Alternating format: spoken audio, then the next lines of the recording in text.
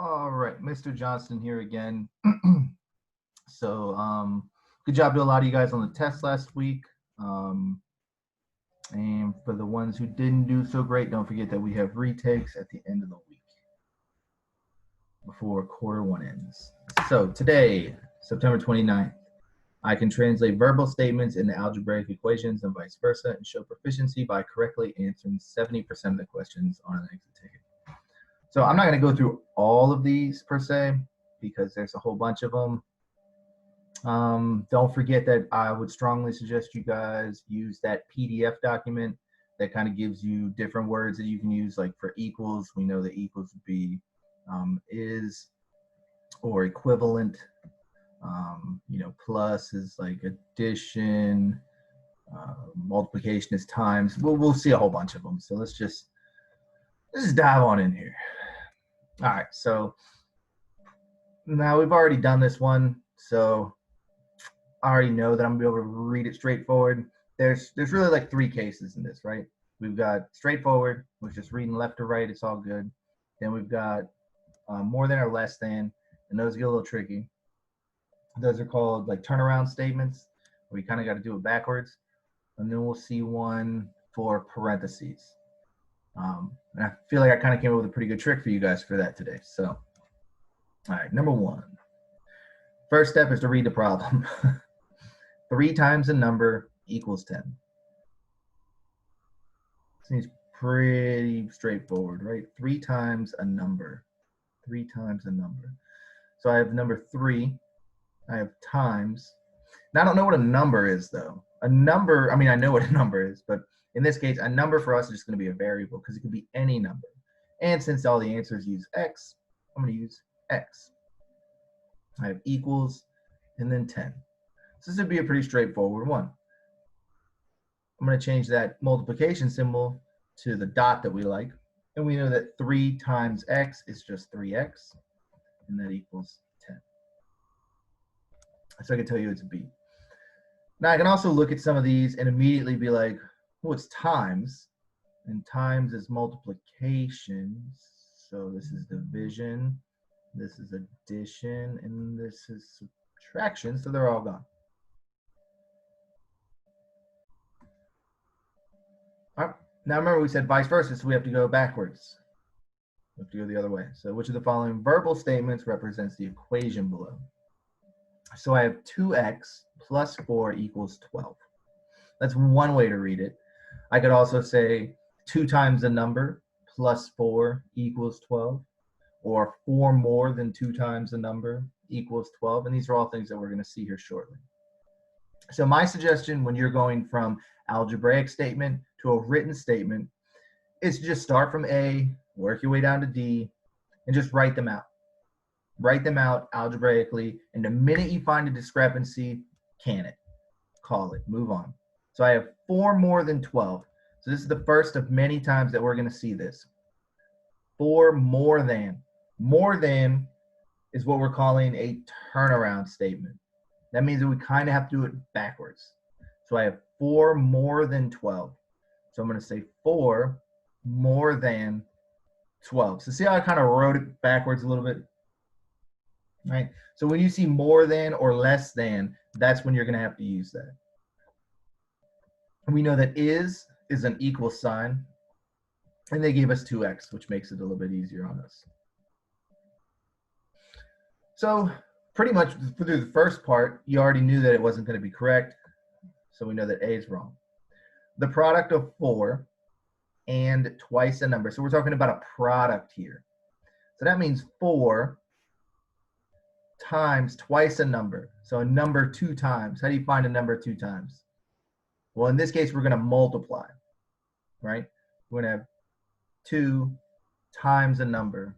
And then again, is equals, which is 12. And you can see that this multiplication sign, dead giveaway that it's not going to be B. All right. Another one of these turnaround statements. 4 more than twice the number is 12. Well, I know that when I have a turnaround statement, I have to go a little bit backwards. So I go 4 more than twice a number. Twice a number is going to be 2x, and is equals 12. So it looks like C is our answer. Right, that matches. Well, I'm gonna come down here and just like in B, but except I still like actually did the problem all the way through. In D here, it says the product. Right when I see product, I can cross it out. Or can I? Can I? No, did I make this? I think I'm a mistaken third though. The product of 2 and a number. So the product of 2 and a number would be 2 times a number equals 12. Right, so that's just 2x equals 12. So it's still incorrect. So C is going to be your right answer. All right, here's the other case. So we've seen a straightforward one. We've seen a turnaround number. And then I was calling these red flags today in class. Obviously, when you take a test or a quiz, it's not going to be highlighted for you. But I'm going to read it out loud first. 3 times the difference of 4 and a number results in 35. So my red flag comes right here at 3 times the difference of. My first step is to recognize the red flag. Second step is to look inside of the red flag for the sign, right? For my operation. So I have difference. And we know that difference is going to be subtraction. So what I would suggest doing, right when you see this times, like a number or something, times the difference of, that implies that there's going to be a next step. The next step in the written problem is actually going to have to be the first step in our algebraic problem, right? So the next step that we read is going to be the first step that we do if we were solving it algebraically, right? So 3 times the difference of means that we're going to use parentheses. Now, right away, we all know it's B. All right, cool, because it's the only one with parentheses. Sorry. So then we look inside the red flag. We see the word difference. I'm going to put my subtraction sign here. All right. Then I'm going to come back out here. I'm going to look in the beginning of this statement. I saw the word 3 or the number 3. So I'm going to put that in front of the parenthesis, just like it's in front of my red flag statement, which means there's a parenthesis. So it kind of makes sense. The 3 is in front of my red flag statement. My 3 is in front of my parenthesis. My operation difference is inside my red flag statement, which means that it's inside my parenthesis. So now I'm going to keep reading. 4, 3 times the difference of 4 and a number results in 35. All right. So for this one, I'm gonna go to results in. Results in is another word for equals, and then 35 is just 35. But what goes here? What are we putting inside of our parentheses? Well, we saw 3 times the difference of 4 and a number. So it's going to be 4. And verbally, it's kind of like a placeholder for our subtraction. So it's going to be 4 minus a number. And again, we don't know what the number is. So we're just going to use variable. And again, variables can be any letter. A lot later down the road, they become a bunch of weird symbols. So I'm going to use F because that's what the answers are in. And we get 3 times 4 minus F in parentheses equals 35, which we can see is B.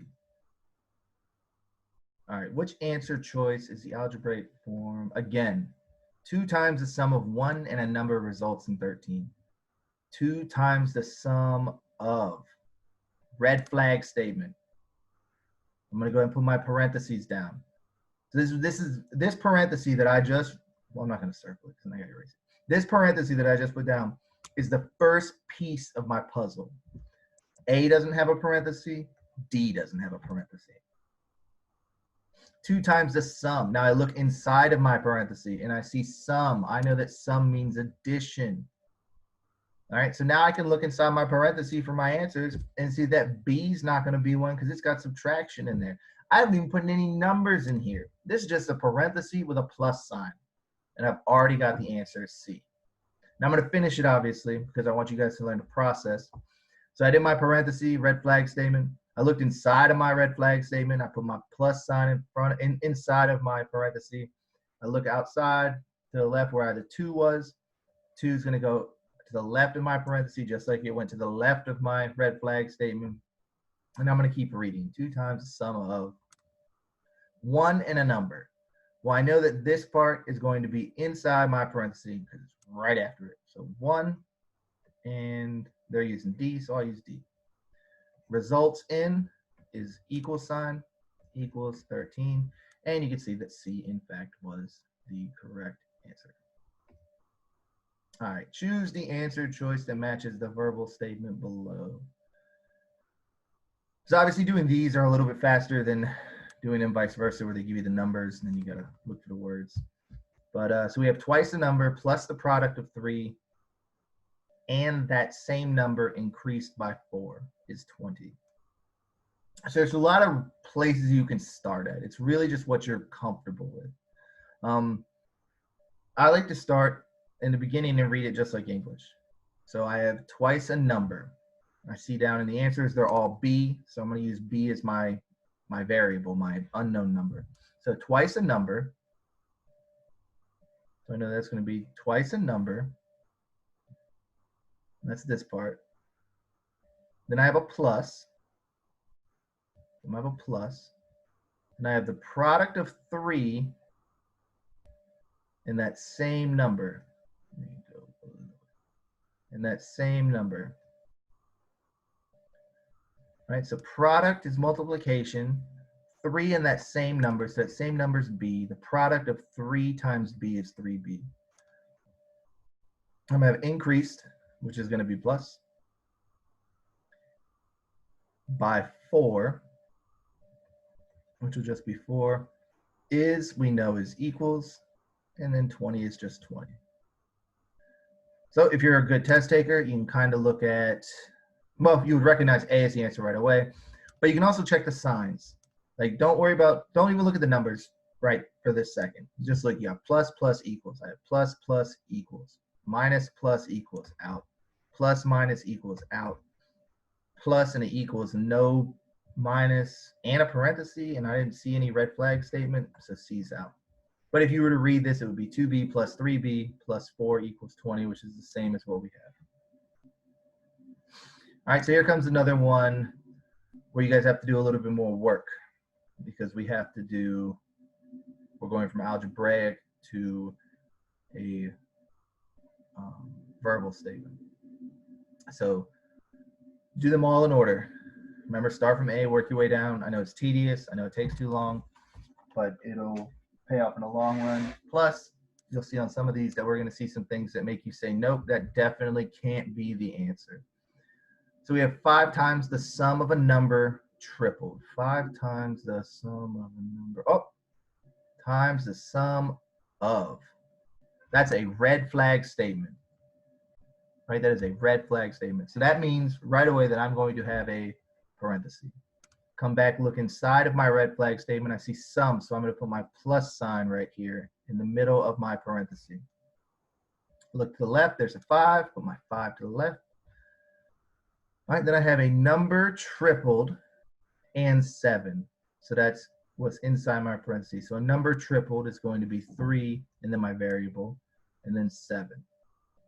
All right, and this is equal, so that's a it's a freebie, equal to 3 less than the product. So remember, with less than is, what do we call that? 3 less than is a turnaround statement. So I'm gonna have to kind of do a little bit backwards. So I'm gonna start with 3 less than. I'm gonna look at the product of 4 and the same number. So I know there's gonna be a C here, and 4 is the product. So product is multiplication, 4 and times C is going to be 4C.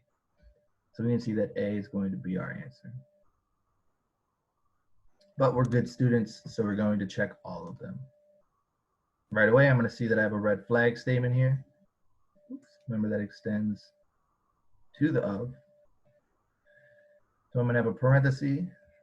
I'm gonna come inside and look, and I see I have product, which is going to be multiplication. I can look at my answer, or my question, I should say, and I notice that there's an addition sign here, so B is going to be out.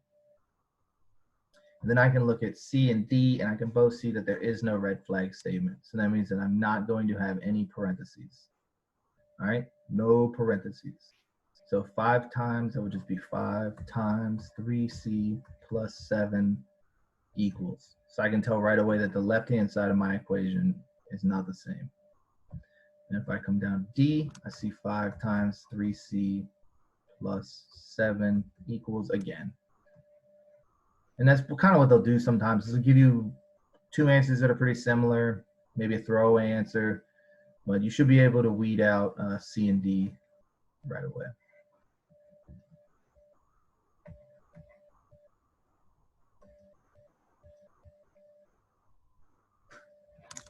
It's not working again. No. No.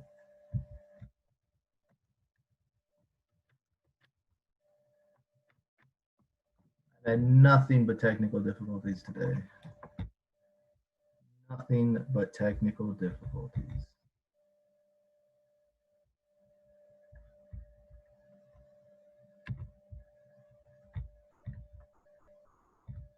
Working.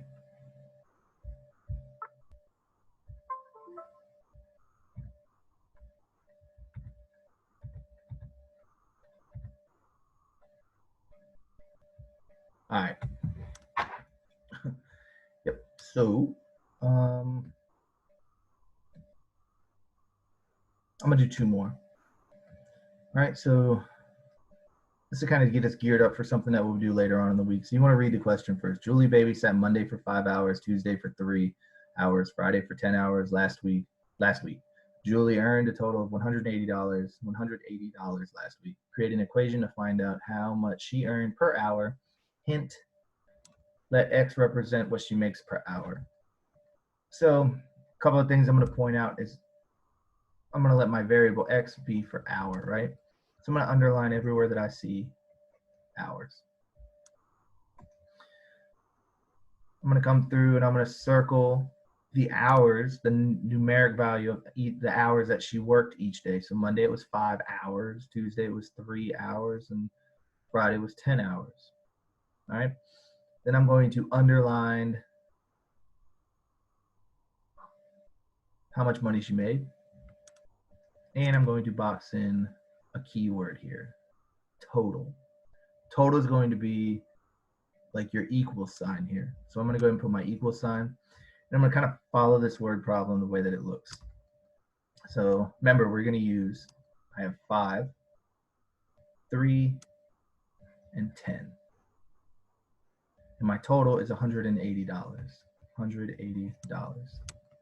I'm going to go and put my X's in because I know X's are going to be with my each hour. So I have 5X, 3X, 10X. And then you guys have to think, how does this work? She worked 5 hours, then 3, then 10, and she got a total of $180. $180. So we're going to add each of these together. And you'll see here that C is going to be your answer. You can also see here where maybe another student would have made a mistake, like they multiplied 5 times 10 or 3 times 10 or multiplied them, all together. And that's not how hourly pay works. If you told your boss, if you worked 5 hours and then one day and 10 hours the second day and told your boss you worked 50 hours, you would be short of a job quickly. All right, last is 9 less than a product of 12 and a number is equal to 3 more than the quotient of the same number. Actually, you know what? That was a really, really good one. I want to do this one. I'm going to end you guys with this one. So again, we 5 times the difference of 4 and the product of 2 and a number is equal to 3 less than 9 times the same number. So this has both in here. We have our red flag statement and our turnaround statement. So 5 times the difference of, so that's my red flag statement. So I'm going to write my parentheses. I look inside of it and I see my difference. So I put my subtraction sign. I look to the left, I see my 5. So I put that 5 outside to the left of my parentheses. And then I just keep reading. 4 and the product of 2 and a number. So 4 is by itself, so that's just 4. The product is multiplication. 2 and a number. Remember, number means our variable. So 2 times a variable would just be 2 times, they're using n, so I'll use n. Now we have our equals. That's our giveaway. And then we have this guy. That's our turnaround statement. It means you're going to go backwards. This was killing the kids today. So we're going to have 3 less than 9 times the same number. Remember, turnaround statement, like turnaround, backwards. 3 less than 9 times the same number. So I use n. So good test taking skills, you would see that these don't have the appropriate parenthesis, and then you just match it up. Biggest thing is this less than. So I would practice those.